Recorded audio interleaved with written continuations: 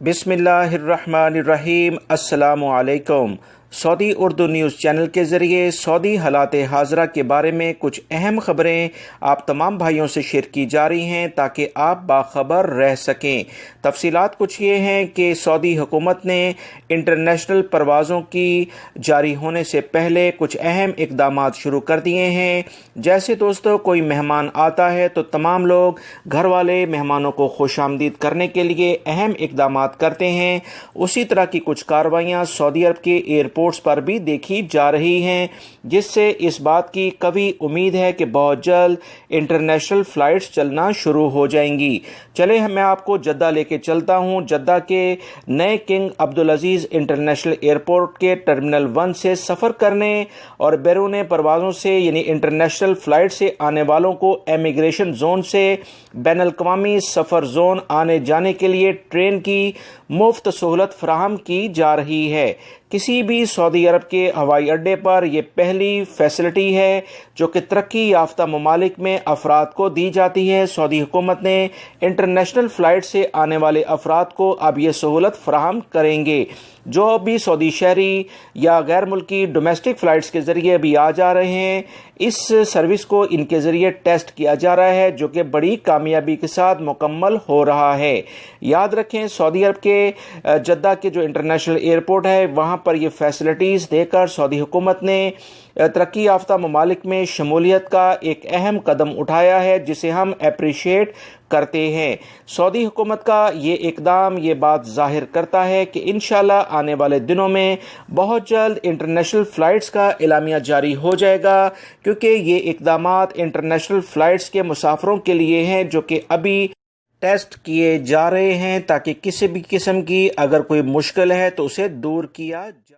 بہت سارے غیر ملکی افراد نے جوازات اور مکتبہ عمل سے پوچھا ہے کہ ان کے حروب لگ چکے ہیں اور وہ سعودی عرب سے اب جانا چاہتے ہیں، ان کے اقامے بھی نہیں بنے ہیں، کفیل اور کمپنیاں بھی ان سے رابطہ نہیں کر رہی، ان کا مسئلہ حل نہیں کر رہے۔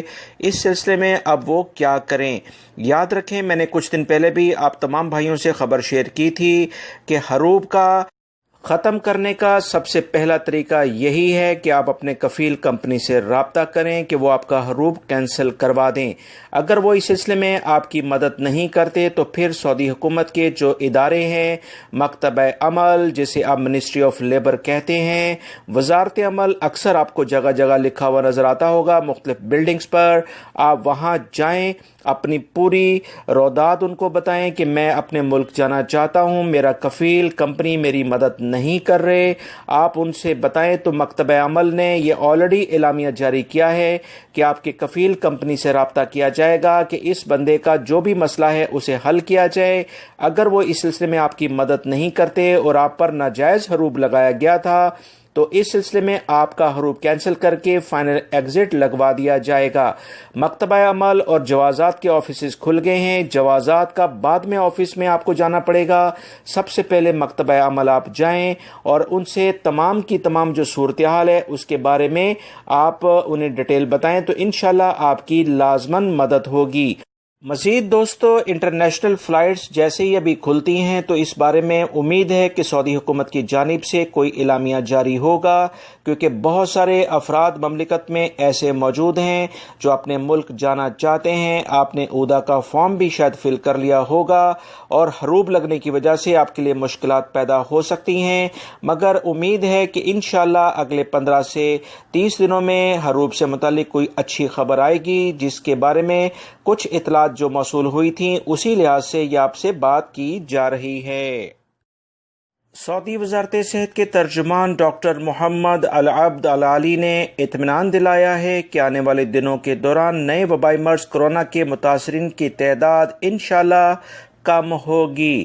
انہوں نے پریس کانفرنس کے دوران کہا کہ وبا میں اضافے کی شرح کئی مرحلوں سے گزری ہے۔